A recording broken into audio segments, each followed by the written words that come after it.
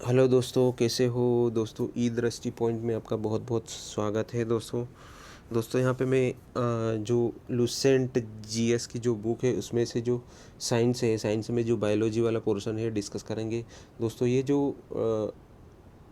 जो सीरीज़ है दोस्तों, इसमें मेन फोकस रहेगा एमपी कांस्टेबल हो गया, उसके बाद पटवारी हो गया, एमपीएसआई हो गया, one day exam, other one day exam, SSC banking में जो साइंस से संबंधित जो फैक्ट पूछे जाते हैं जीएस से।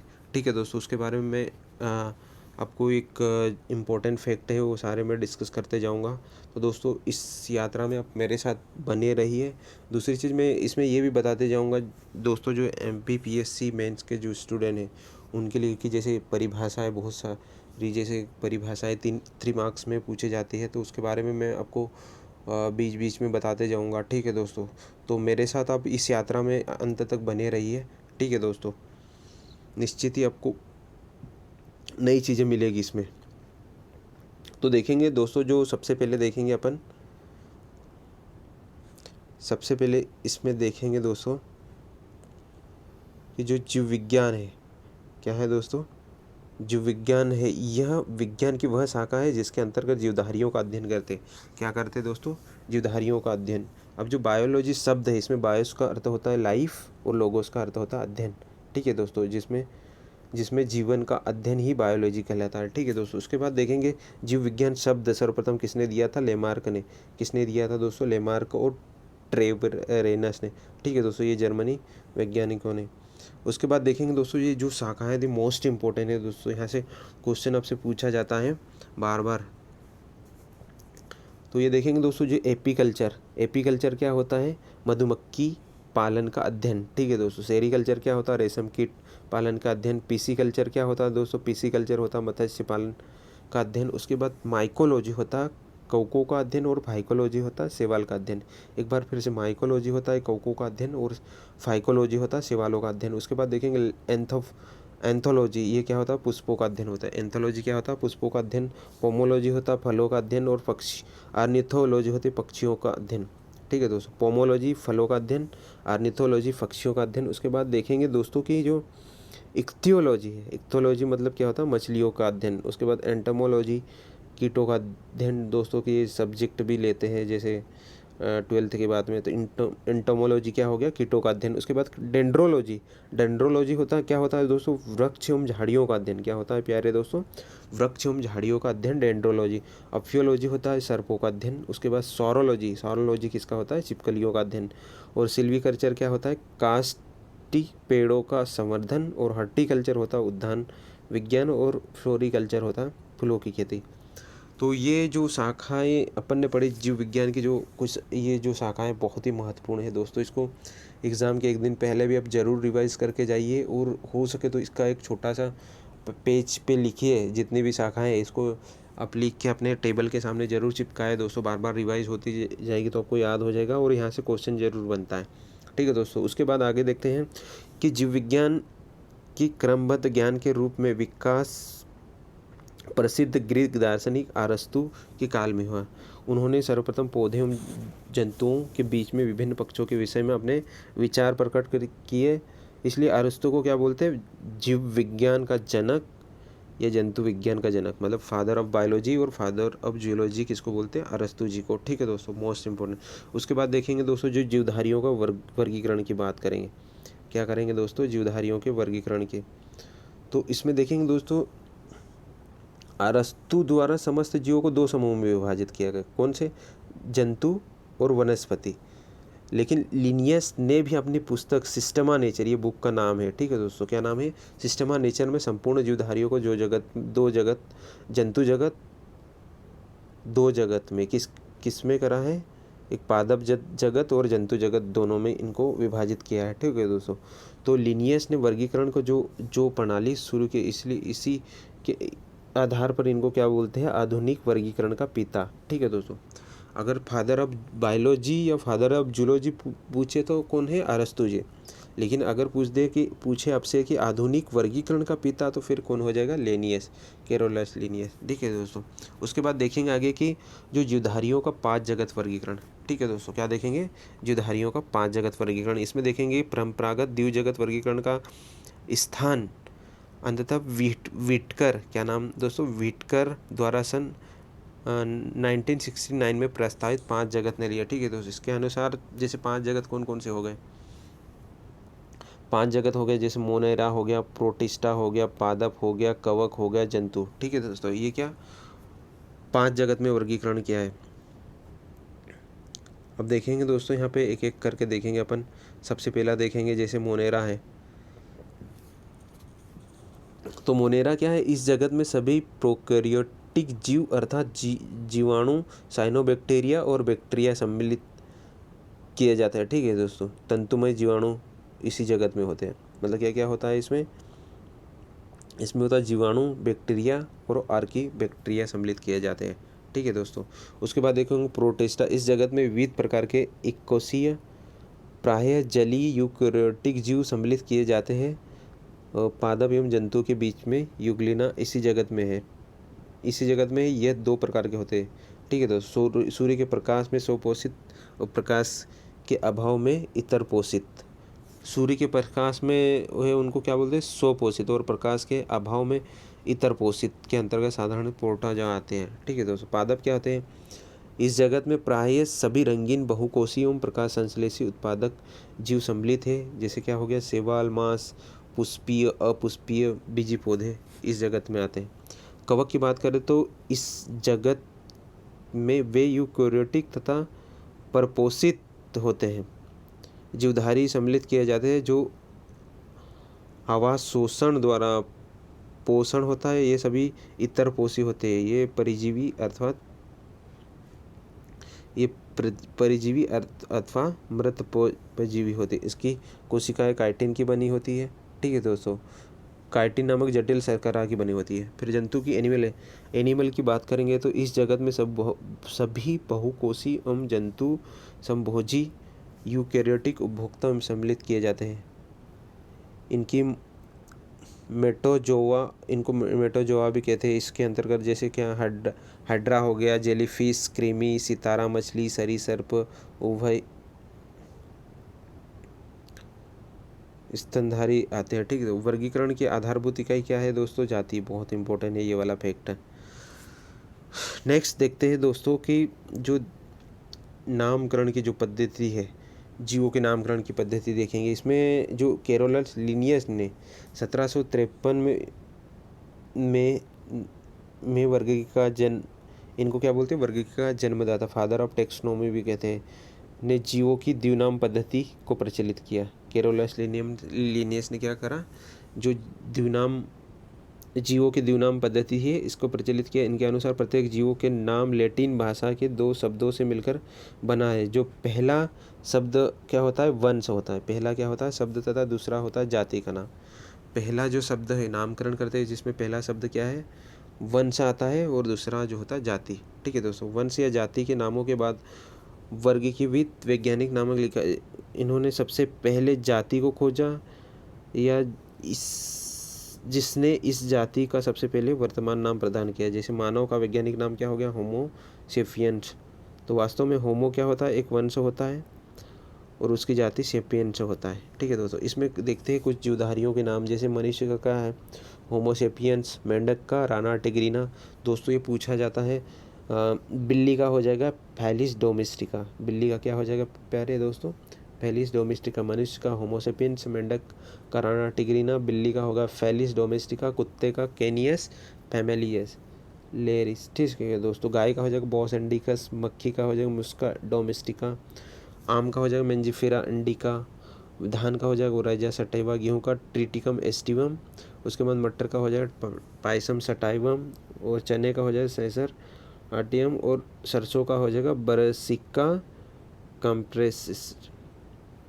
तो ये अपन ने देखे दोस्तों जो जीवधारियों के नाम है वो देखे। अब नेक्स्ट देखते हैं दोस्तों, नेक्स्ट देखते हैं कोशिका विज्ञान। ठीक है दोस्तों, मोस्ट इंपॉर्टेंट कोशिका विज्ञान। अब इसमें देखेंगे कोशिका विज्ञान से संबंधित जो भी इम्पोर्टेंट फैक्ट है उनको देखेंगे।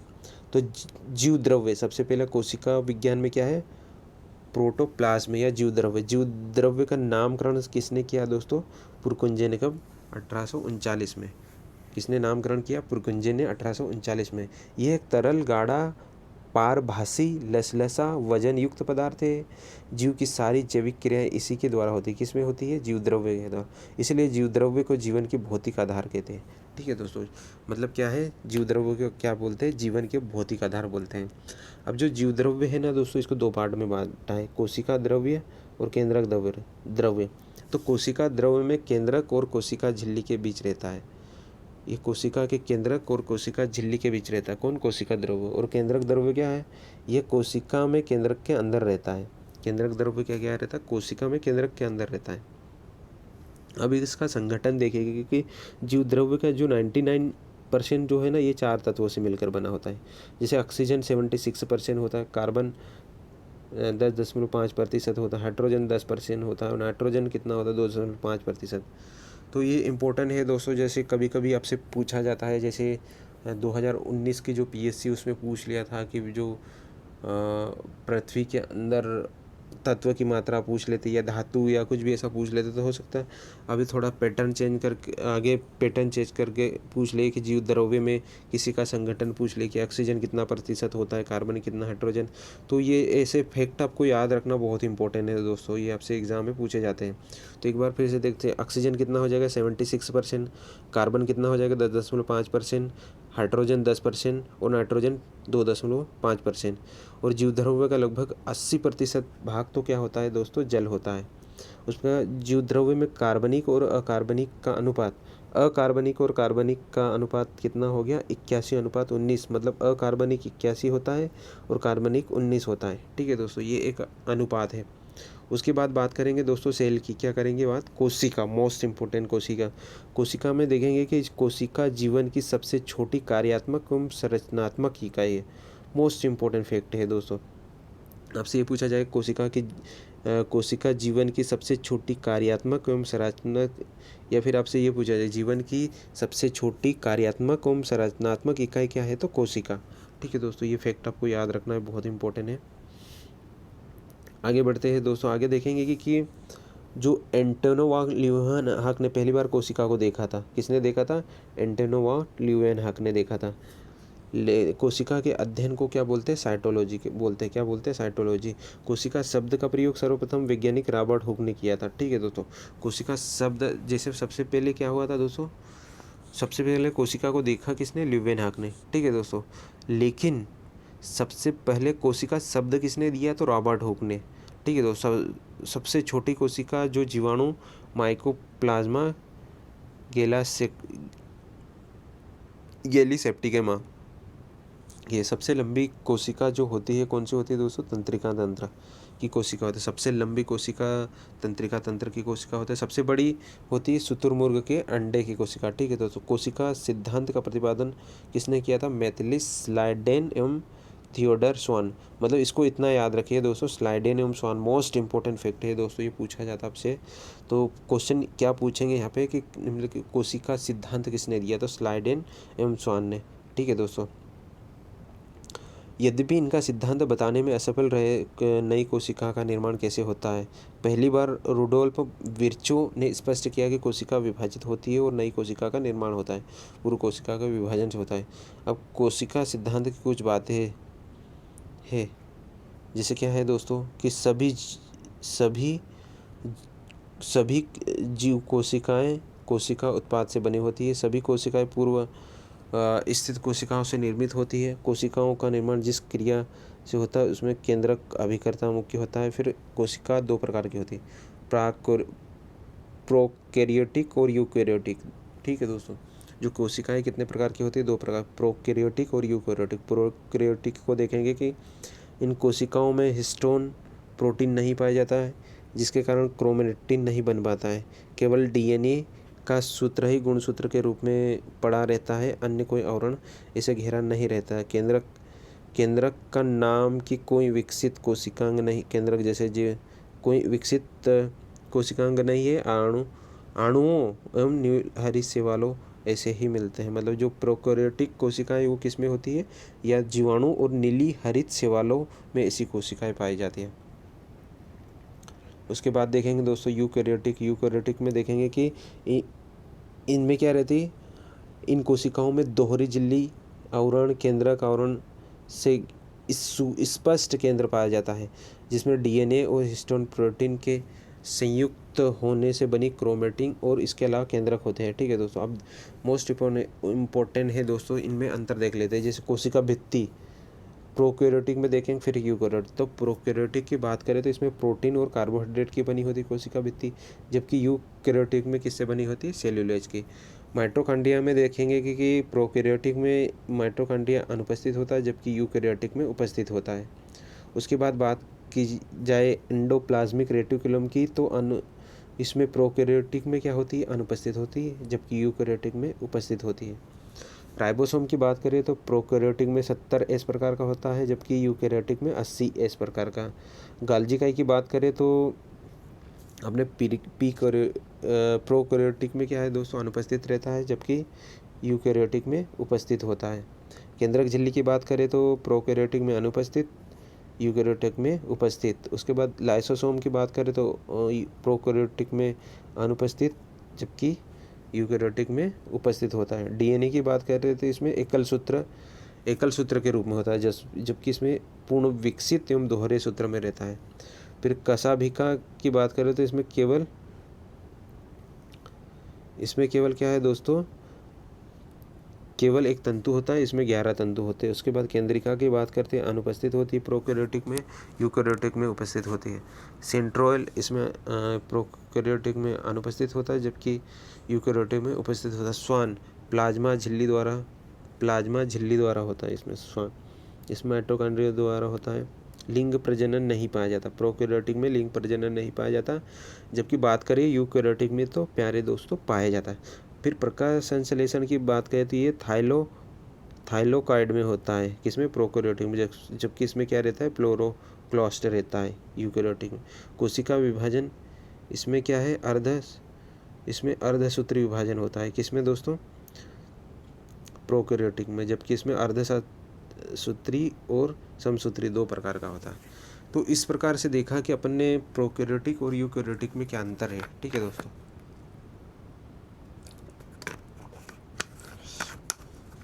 आगे बढ़ते हैं दोस्तों। आगे देखेंगे कि दोस्तों जो कोशिका के जो भाग है,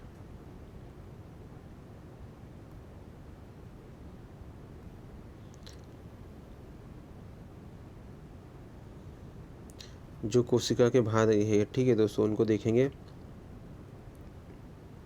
कोशिका के भाग देखेंगे, कुछ सब देखेंगे। सबसे पहले क्या देखेंगे? कोशिका भित्ति। ये कोशिका भित्ति क्या होती है? ठीक है दोस्तों, तो जो कोशिका भित्ति होती है, यह केवल पादप कोशिकाओं में पाया जाता है। ये सेल्यूलोज का बना होता है। ये कोशिका के निश्चित आकृति एवं आकार प्रदान करता है। जीवाणुओं का कोशिका भित्ति पेप्टिडोग्लैकन का बना होता है। ठीक है दोस्तों, तो ये कोशिका भित्ति की जो इम्पोर्टेंट बात है, ये पादप कोशिका में पाई जाती है। सेल्यूलोज की बनी होती है। कोशिका निश्चित आकार एवं आकृति बनाए रखने में सहायक होती है। जीवाणुओं की कोशिका भित्ति किसकी? पेप्टिडोग्लैकन की बना होता है। ठीक है दोस्तों, उसके बाद बात करेंगे कोशिका झिल्ली की बात करेंगे। कोशिका झिल्ली की बात करेंगे तो दोस्तों इसमें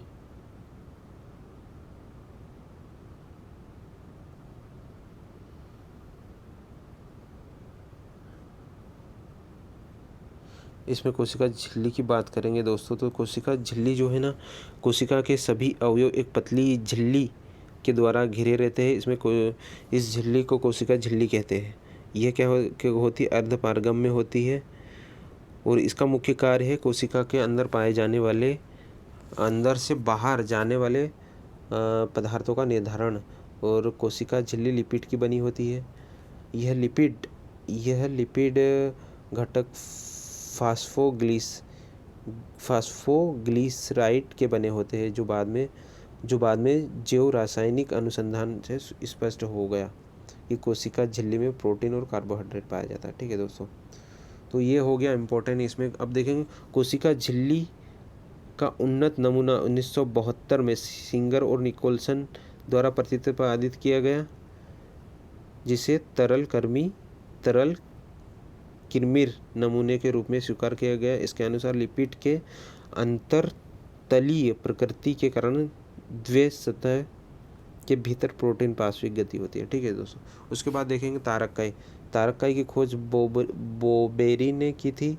यह केवल जंतु कोशिकाओं में पाया जाता है, जिन्हें सेंट्रोल कहते हैं। समशत्रु विभाजन में यह ध्रुव का निर्माण करता है। ठीक है दोस्तों। उसके बाद अंतर्जालक, मोस्ट इंपॉर्टेंट अब आया दोस्तों, ये क्वेश्चन अब से पूछा जाता है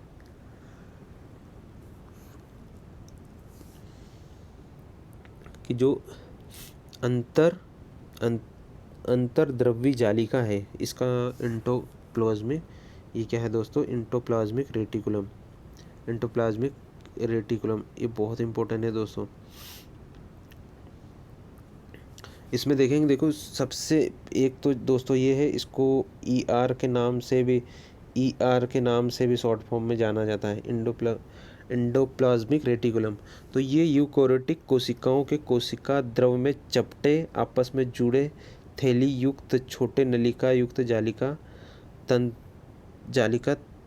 तंत्र में बिखरा रहता है, जिसे अंतर्द्रव्यी जालिका कहते हैं। ठीक है दोस्तों। क्या बोलते हैं, अंतर्द्रव्यी जालिका कहते हैं।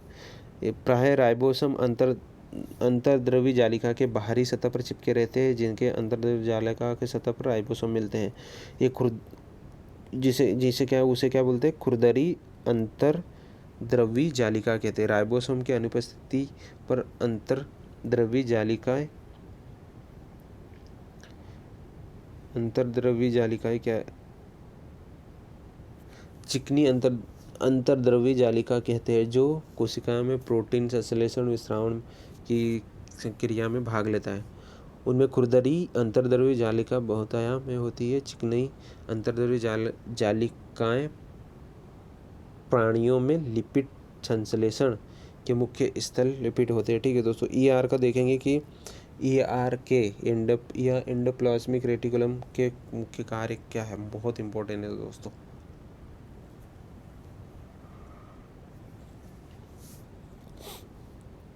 इसमें देखेंगे कि ER का मुख्य कार्य उन सभी वसा एवं प्रोटीन का संचरण करना जो विभिन्न झिल्लियों, कोशिका झिल्ली, केंद्रक झिल्ली का निर्माण करता है।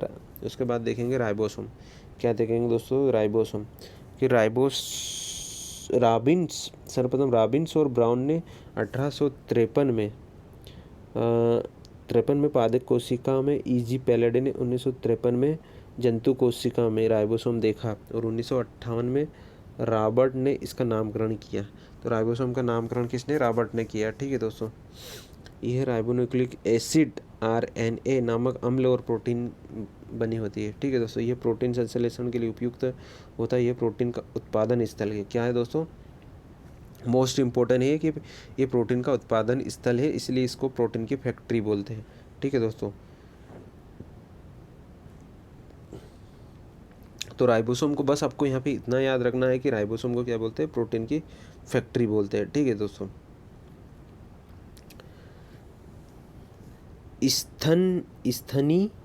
स्थनी के लाल रुधिर कणों में राइबोसोम एवं अंतःप्रदह जालिका नहीं पाई जाती। लाल रुधिर कण द्वारा प्रोटीन विश्लेषण नहीं होता है। उसके बाद देखेंगे माइटोकॉन्ड्रिया देखेंगे। ठीक है दोस्तों। क्या देखेंगे, माइटोकॉन्ड्रिया।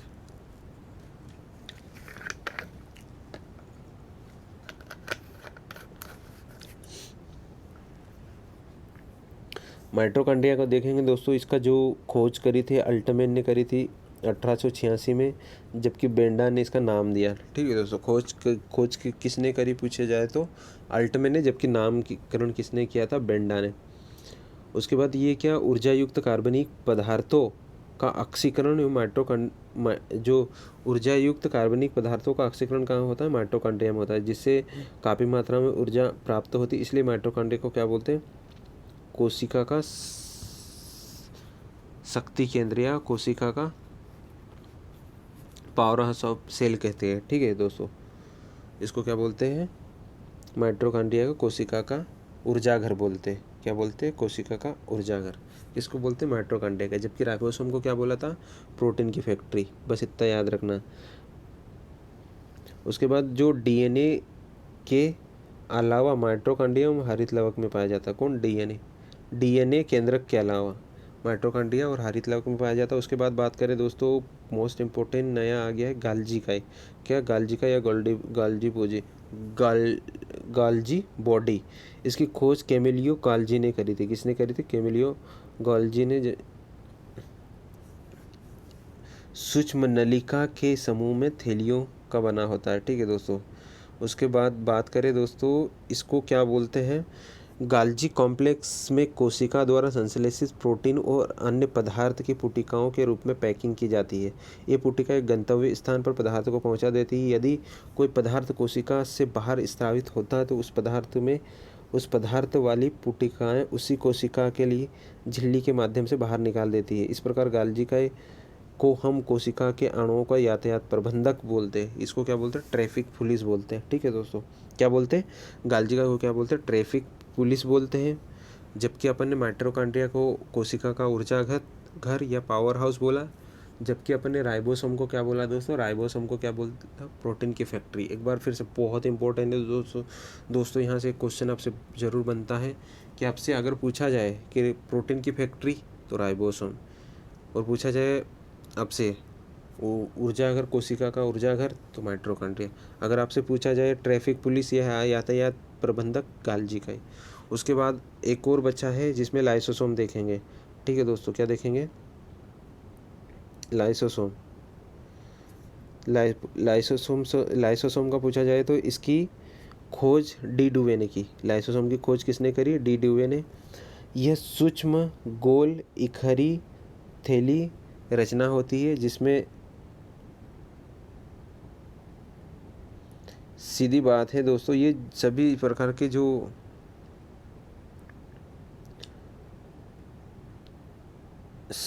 इसको क्या बोलते हैं दोस्तों, इसमें जो भी अम्लीय पारिस्थितिक सर्वाधिक सक्रिय होता है, इसमें एंजाइम, कार्बोहाइड्रेट, न्यूक्लिक एसिड सक्षम होता है, जिसमें सुसाइड वेसियल। इसको क्या बोलते हैं? इसमें जो भी पदार्थ रहता है बचा हुआ, वो इसमें जाके क्या हो जाता है? वो इसमें क्या करते हैं दोस्तों? वो पूरा पच जाता है, इसलिए इसको क्या बोलते हैं? एक बार फिर से देखते हैं लाइसोसोम। क्या देखते हैं दोस्तों? इसकी खोज डी डुवे ने की है। यह सूक्ष्म गोल इकहरी झिल्ली से घिरी थैली जैसी रचना है। इसका निर्माण सुवेस्टन विधि द्वारा गाल्जी काय में होता है। लाइसोसोम सभी प्रकार के जैसे जल अपघटकीय एंजाइम जैसे हाइड्रोजेल हो गया, उसके बाद लाइपेसेज, प्रोटोएसेज, कार्बोहाइड्रेट्स मिलते हैं जो अम्लीय परिस्थिति में सर्वाधिक सक्रिय होते हैं। ये enzyme carbohydrate, protein, lipid, nucleic अम्ल के पाचन में सक्षम होते हैं। ठीक है दोस्तों। किस में होते हैं? कार्बोहाइड्रेट, प्रोटीन, लिपिड, न्यूक्लिक अम्ल में के रूप में क्या होते हैं? पाचन में सक्षम होते हैं। इसलिए इसको क्या बोलते हैं? आत्मघाती थैला या सुसाइड बॉक्स बोलते हैं, या सुसाइड वैली बोलते हैं इसको। तो एक बार फिर से बताता हूँ दोस्तों, राइबोसोम को क्या बोलते हैं?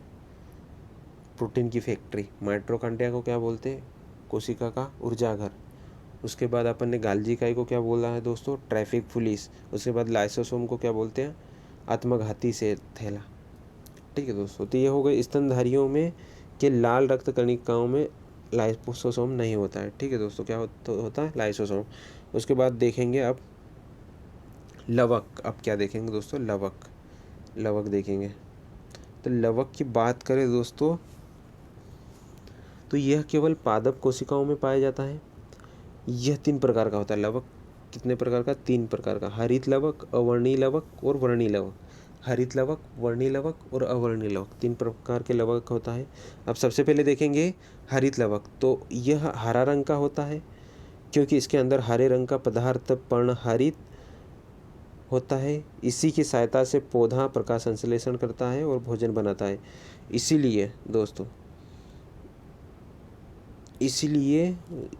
इसीलिए हरित लवक को पादप कोशिका का रसोई घर।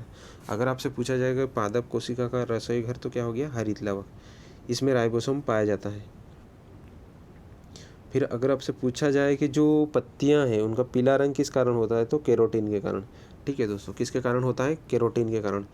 उसके बाद देखेंगे अवर्णीय लवक। क्या देखेंगे? अवर्णीय लवक। तो अवर्णीय लवक यह रंगहीन होता है, मतलब कोई रंग नहीं होता है। ये पौधों के उन भागों की कोशिकाओं में पाया जाता है सूर्य प्रकाश से वंचित है, मतलब जो जहाँ पर सूर्य नहीं पहुँच पाता वहाँ पर होता है अवर्णीय लवक। ठीक है, जैसे कि जड़ों में, भूमिगत तनों में आदि में भोज्य पदार्थों के रूप में संग्रह करने वाला लवक है। ठीक है दोस्तों। उसके बाद देखेंगे वर्णी लवक। क्या देखेंगे? वर्णी लवक। ये रंगीन लवक होते हैं जो प्राय लाल, पीले और नारंगी रंग के होते हैं। पौधे के रंगीन भाग जैसे पुष्प, फल, भित्ति, बीज आदि में पाया जाता है। ठीक है दोस्तों।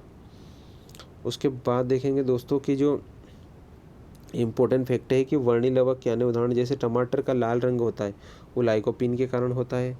गाजर का जो लाल रंग होता है वो कैरोटीन के कारण होता है। जबकि चुकंदर का लाल रंग किसके कारण होता है? विटामिन। किसके कारण दोस्तों? विटामिन के कारण। उसके बाद देखेंगे दोस्तों कि जो वनस्पति को बैगनी किरणों के दुष्प्रभाव से बचाने वाला वर्णक क्या है? फाइकोसाइनिन है। क्या है दोस्तों? फाइकोसाइनिन। उसके बाद देखेंगे रसधानी। क्या देखेंगे दोस्तों? रसधानी। यह कोशिका की निर्जीव रचना है।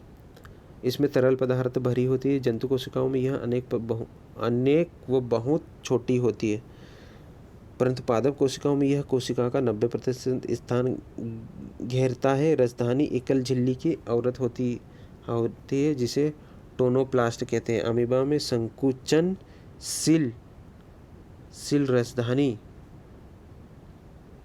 उत्सर्जन के लिए केंद्रक देखेंगे। रॉबर्ट ब्राउन ने केंद्रक की खोज की। तो अगर आपसे पूछा जाए कि केंद्रक की खोज किसने की दोस्तों, तो रॉबर्ट ब्राउन ने। अब कैसे याद करेंगे रॉबर्ट ब्राउन? तो ब्राउन मतलब क्या होता है? भूरा। क्या होता है दोस्तों? ब्राउन मतलब भूरा। अब ऐसा याद रख लीजिए कि जो केंद्रक का कलर कैसा? ब्राउन है, ब्राउन। तो उससे याद रहेगा रॉबर्ट ब्राउन। ये क्या है? कोशिका का सबसे प्रमुख अंग है। ठीक है दोस्तों। क्या है? केंद्रक क्या है? सबसे प्रमुख अंग है। कोशिका के प्रबंधक इसको क्या बोलते हैं? ये क्या करता है? कोशिका के प्रबंधक का कार्य करता है। क्या करता है? कोशिका के प्रबंधक का कार्य करता है। कौन? केंद्रक। तो केंद्रक द्रव्य धागे नुमा पदार्थ जाल में बिखरा होता है। इसे क्रोमेटिन कहते हैं। क्रोमेटिन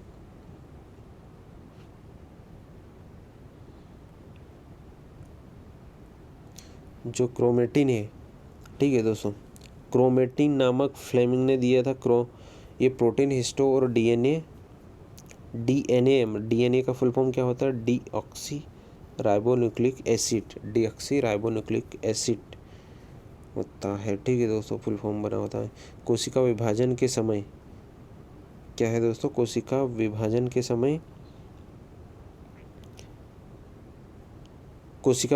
के समय क्रोमेटिन सिकुड़कर अनेक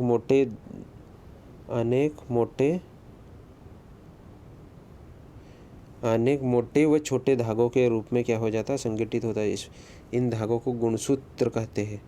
प्रत्येक जाति की जुधारियों के सभी कोशिकाओं के केंद्रक गुणसूत्र निश्चित होता है। मानव में 23 जोड़ा, चिंपांजी में 24 जोड़ा और बंदर में 21 जोड़ा होता है। ठीक है दोस्तों।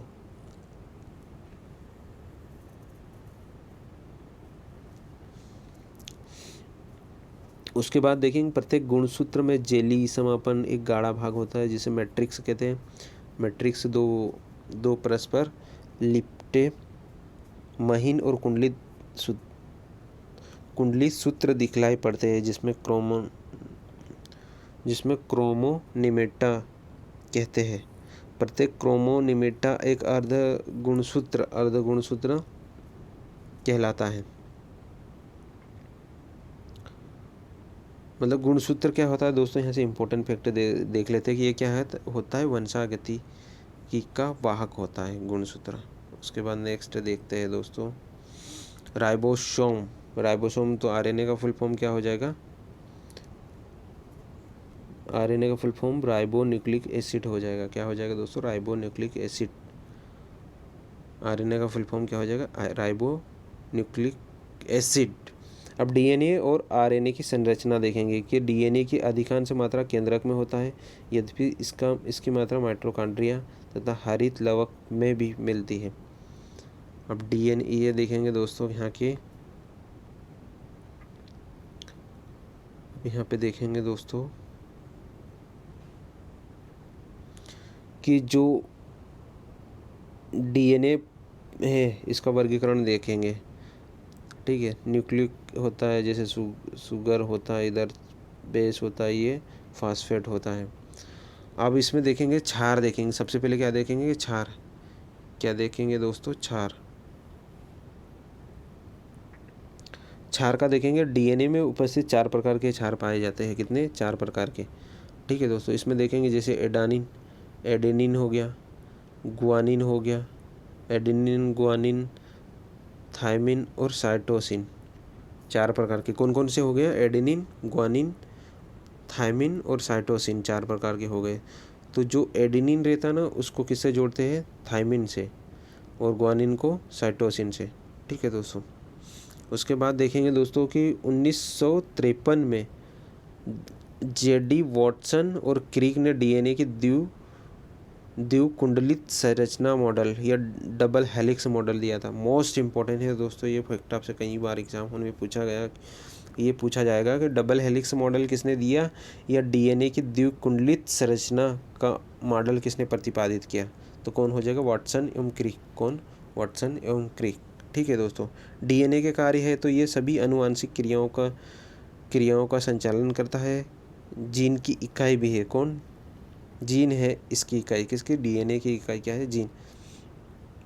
उसके बाद यह प्रोटीन संश्लेषण नियंत्रित करता है। प्रयोगशाला में सर्वप्रथम डीएनए का संश्लेषण हरगोविंद खुराना ने किया, ठीक है दोस्तों। सबसे पहले किसने किया?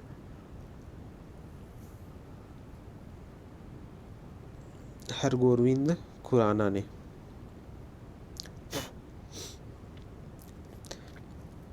फिर आरएनए आ गया, तो डीएनए से ही आरएनए का संश्लेषण होता है। इस क्रिया में डीएनए एक श्रृंखला पर आरएनए की न्यूक्लियोटाइड आकर जुड़ जाती है। इस प्रकार अस्थायी डीएनए आरएनए का निर्माण होता है। इसी नाइट्रोजन बेस में थायमिन के स्थान पर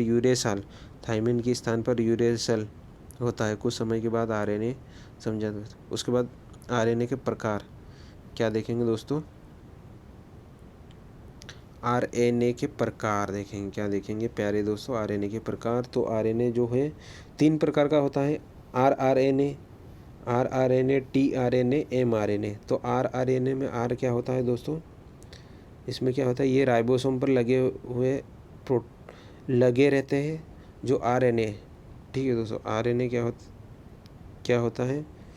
आरएनए में राइबोसोमल आरएनए। तो इसमें देखेंगे जो स्मॉल आरआरएनए है, तो ये राइबोसोम पर लगे रहते हैं और प्रोटीन संश्लेषण में सहायक होते हैं। फिर टी का ट्रांसफर हो जाएगा, जो ये प्रोटीन संश्लेषण की विभिन्न प्रक्रियाओं के अमीनो अम्ल राइबोसोम पर लाते हैं, जहाँ प्रोटीन बनता है।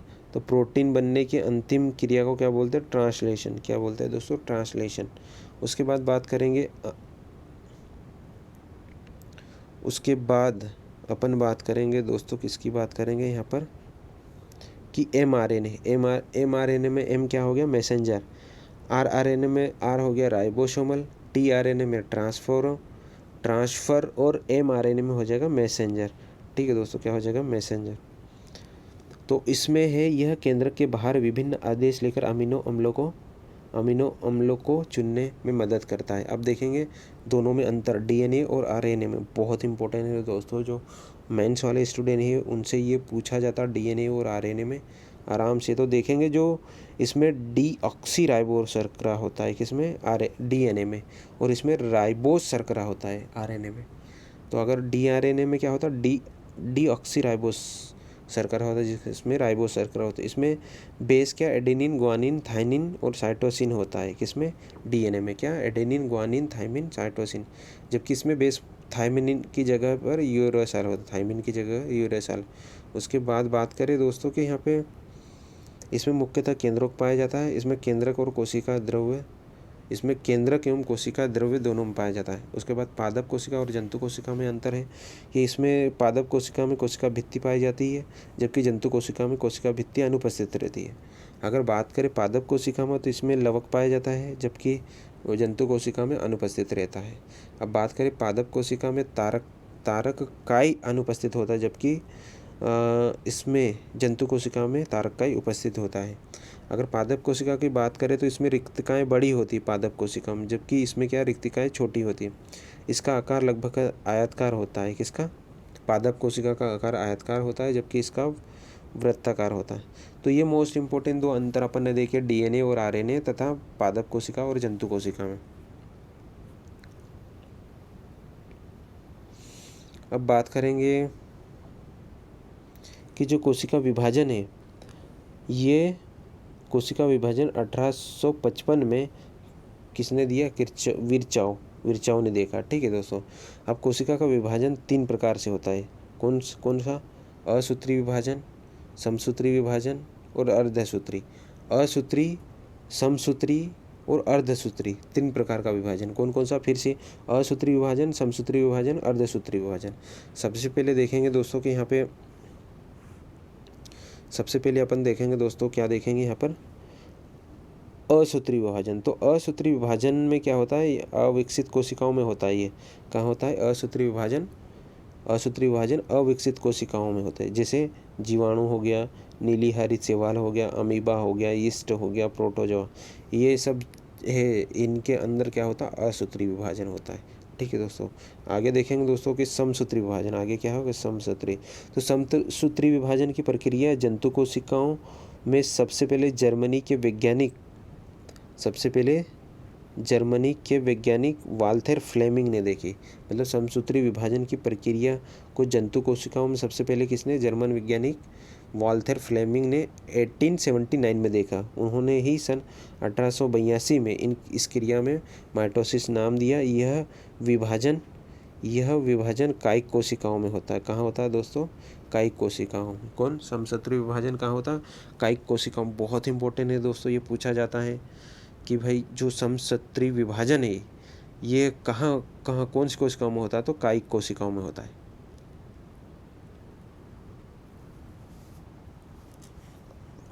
अब इसकी ये जो है ना दोस्तों, समसूत्री विभाजन ये 5 चरणों में होता है। बहुत इंपॉर्टेंट है दोस्तों। किसमें? कितनी? 5 चरणों में होता है। जैसे पहली अंतरावस्था, दूसरी पूर्वावस्था, तीसरी मध्यावस्था और चौथी पश्चावस्था और 5वीं हो जाएगा अंत्यावस्था। मतलब पहली थी उसको क्या बोला था? अंतरावस्था। दूसरी पूर्वावस्था, तीसरी मध्यावस्था, चौथी पाश्चावस्था और 5वीं हो जाएगा अंत्यावस्था। तो इस विभाजन के फलस्वरूप एक जनक कोशिका, इससे 2 संतति कोशिका का निर्माण होता है। मतलब जो एक जनक कोशिका होती है उससे 2 कोशिकाओं का निर्माण होता है। ठीक है दोस्तों। प्रत्येक संतति कोशिकाओं में गुणसूत्र की संख्या जनक कोशिका के बराबर होती है। जनक कोशिका के बराबर ही गुणसूत्रों की संख्या होती है। समसूत्री विभाजन की पाश्चावस्था अपन ने देखी थी, जो चौथी वाली सबसे छोटी होती है। तो ये क्वेश्चन ये आएगा कि जो समसूत्री विभाजन की सबसे छोटी अवस्था कौन सी है? तो पाश्चावस्था, जिसमें 2 से 3 मिनट लगते हैं। ठीक है दोस्तों। उसके बाद देखेंगे मोस्ट इम्पोर्टेंट है अर्धसूत्री विभाजन दोस्तों। अर्धसूत्री समसूत्री विभाजन देखा था जो 5 प्रकार से होता है। समसूत्री विभाजन अंतरावस्था, पूर्वावस्था, मध्यावस्था, पाश्चावस्था और अंत्यावस्था। इसमें पूछा जाएगा सबसे छोटी कौन सी है? तो पाश्चावस्था। ठीक है दोस्तों। अब देखेंगे अर्धसूत्री विभाजन। तो ये किसने सबसे पहले बताया था? अर्धसूत्री विभाजन कोशिकाओं में फार्मर और मूरे ने कोशिकाओं में अर्धसूत्री विभाजन को नाम दिया। किसने? फार्मर और मूरे ने। ठीक है दोस्तों। फार्मर और मूरे ने अर्धसूत्री विभाजन नाम दिया। अर्धसूत्री विभाजन की खोज बोले तो विजमन ने, कि अर्धसूत्री विभाजन का नाम किसने दिया? तो फार्मर और मूरे ने, जबकि अर्धसूत्री विभाजन की खोज विजमन ने की। लेकिन सर्वप्रथम अध्ययन किसने किया? अध्ययन बोले तो स्टारबर्गर ने 1888 में। अब यह विभाजन जनन कोशिकाओं में बहुत इंपॉर्टेंट है दोस्तों, कि अगर आपसे पूछा जाए कि समसूत्री विभाजन कहाँ होता है तो वो कायिक कोशिकाओं में होते हैं। लेकिन अगर पूछा जाए अर्धसूत्री विभाजन कहाँ होता है तो ये जनन कोशिकाओं में होता है। कहाँ होता है दोस्तों? जनन कोशिकाओं में। अब इसकी भी अवस्थाएं दोस्तों बहुत इंपॉर्टेंट है दोस्तों। यहाँ इसको ज़्यादातर स्टूडेंट इसको नेगलेक्ट कर देते, छोड़ देते, बट यहाँ से क्वेश्चन जरूर आता है। जैसे समसूत्री विभाजन में आपको कौन सी पाश्चावस्था याद रखना है, जो सबसे छोटी होती है। इसके बाद देखेंगे दोस्तों कि जो अभी देख रहे हैं अपन अर्धसूत्री विभाजन। अर्धसूत्री विभाजन एक बार फिर देखते हैं। इसका जो नाम दिया था वो फार्मर और मोरे ने दिया, जबकि अर्धसूत्री विभाजन की खोज किसने की? विजमैन ने। जबकि इसका अध्ययन सर्वप्रथम किसने किया? स्टारबर्गर ने। और ये अर्धसूत्री विभाजन कहाँ होता है? जनन कोशिकाओं में। अब अर्धसूत्री कोशिका विभाजन है ये 2 चरणों में होता है। पहला होता है अर्धसूत्री फर्स्ट और अर्धसूत्री सेकंड। अर्धसूत्री फर्स्ट और अर्धसूत्री सेकंड, ठीक है दोस्तों। तो सबसे पहले देखेंगे अपन यहाँ पे अर्धसूत्री फर्स्ट है। तो अर्धसूत्री फर्स्ट में गुणसूत्रों की संख्या आधी रह जाती है। क्या रहती है? आधी रह जाती है, इसलिए इसको न्यूनकारी विभाजन कहते हैं। क्या बोलते हैं? न्यूनकारी विभाजन। किसको? अर्धसूत्री फर्स्ट को, क्योंकि इसमें गुणसूत्रों की संख्या क्या रहती है? आधी हो जाती है, आधी रह जाती है, ठीक है दोस्तों। अब जो अर्धसूत्री विभाजन है ना, ये 4 अवस्थाओं में होता है। अर्धसूत्री जो प्रथम है ये 4 अवस्था में है। ये दोस्तों चारों अवस्थाएं इसकी याद रखना बहुत इंपॉर्टेंट है दोस्तों। तो पहली हो गई प्रोफेज, दूसरी मेटाफेज, तीसरी एनाफेज और चौथी होगी टेलाफेज। एक बार फिर से, पहली प्रोफेज, दूसरी मेटाफेज, तीसरी एनाफेज और चौथी हो जाएगी टेलाफेज। पहली प्रोफेज, दूसरी मेटाफेज, तीसरी एनाफेज और चौथी हो जाएगी टेलाफेज, ठीक है। तो अब देखेंगे प्रोफेज फर्स्ट। तो प्रोफेज फर्स्ट क्या है? ये सबसे लंबी अवस्था होती है, जो कि 5 उप अवस्थाओं, मतलब जो प्रोफेज फर्स्ट है इसको भी 5 में, जैसे प्लेटोटिन, जाइगोटिन, पैकेटिन, डिप्लोटिन और हो जाएगी डाइकिनेसिस। ये 5 अवस्थाएं हैं प्रोफेज फर्स्ट की। मतलब सबसे पहले अपन क्या देख रहे हैं? अर्धसूत्री विभाजन देख रहे हैं। अर्धसूत्री विभाजन को 2 पार्ट में डिवाइड करा था अपन ने, अर्धसूत्री फर्स्ट और अर्धसूत्री सेकंड। अब अर्धसूत्री फर्स्ट देख रहे हैं, ठीक है दोस्तों। तो और अर्धसूत्री फर्स्ट जो है ये इसकी 4 अवस्थाएं होती है। कौन कौन सी?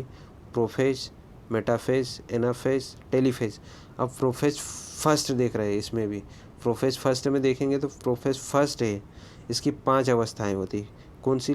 लेप्टोटिन, जाइगोटिन, पैकेटिन, डिप्लोटिन और डाइकोनोसिस। अब प्लेटोटिन देखेंगे, इसका मतलब क्या होता है? गुणसूत्र उलझे पतले धागे की तरह होते हैं। इसमें क्रोमेटिन गुणसूत्र की संख्या द्विगुणित होती है। मतलब ये याद रखना कि इसमें जो गुणसूत्र वो उलझे रहते हैं, किसमें? प्लेटोटिन में। जाइगोटिन की बात करिए तो इसमें समजात गुणसूत्र एक साथ होकर जुड़े रहते हैं। मतलब समजात सूत्र क्या रहते हैं? इसमें एक साथ जुड़े रहते हैं। पैकेटिन की बात करें तो प्रत्येक जोड़े गुणसूत्र छोटे और मोटे हो जाते हैं। गुणसूत्र क्या हो? पैकेटिन में क्या होता है? छोटे और मोटे हो जाते हैं। द्विज का प्रत्येक सदस्य अनुदैर्ध्य रूप में विभाजित होकर 2 अनुजात गुणसूत्रों क्रोमेटिन बन जाता है, ठीक है दोस्तों। ये पैकेटिन हो गया।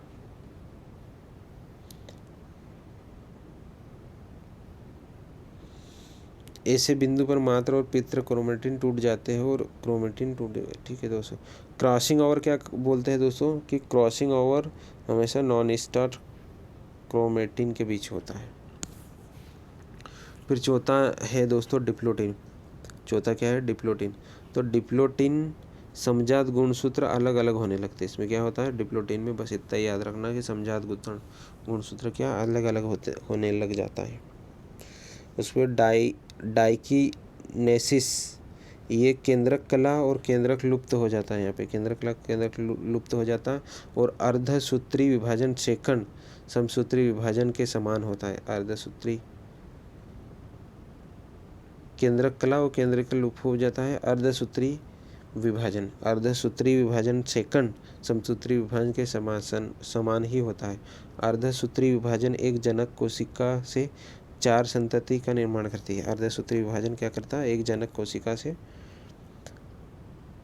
4 संतति कोशिका का निर्माण करती है। अब देखते हैं दोस्तों अर्धसूत्री विभाजन और समसूत्री विभाजन में अंतर। तो समसूत्री यह कहाँ होता है? समसूत्री विभाजन ये कायिक कोशिकाओं में होता है, जबकि अर्धसूत्री विभाजन कहाँ होता है? जनन कोशिकाओं में। इसमें विभाजन में कम समय लगता है, किसमें? समसूत्री में, जबकि इसमें अधिक लगता है। इसमें विभाजन के द्वारा एक कोशिका से 2 कोशिकाएं बनती है, जबकि इसमें एक कोशिका से 4 बनती है। किसमें? अर्धसूत्री विभाजन में एक कोशिका से 4 बनती है। संतति कोशिका में जनक में जनक जैसी ही गुणसूत्र होने के कारण इसे आनुवंशिक विविधता नहीं होती है, जबकि संतति कोशिकाओं में जनकों से भिन्न गुणसूत्र होने के कारण आनुवंशिक विविधता होती है। इसमें गुणसूत्रों की आनुवंशिक पदार्थ का प्रदान हो क्रॉसिंग ओवर नहीं होता है, किसमें समसूत्री विभाजन में, जबकि इसमें क्या होता है क्रॉसिंग ओवर होता है। इसमें प्रोफेज अवस्था छोटी होती है। ठीक है दोस्तों, किसमें समसूत्री विभाजन में क्या होती है प्रोफेज अवस्था छोटी होती है, जबकि इसमें क्या होता है प्रोफेज अवस्था लंबी होती है। ठीक है दोस्तों, तो यहाँ पे अपन ये जो आज का लेक्चर ही ख़त्म करते हैं। मिलते हैं नेक्स्ट लेक्चर में, तब तक के लिए धन्यवाद।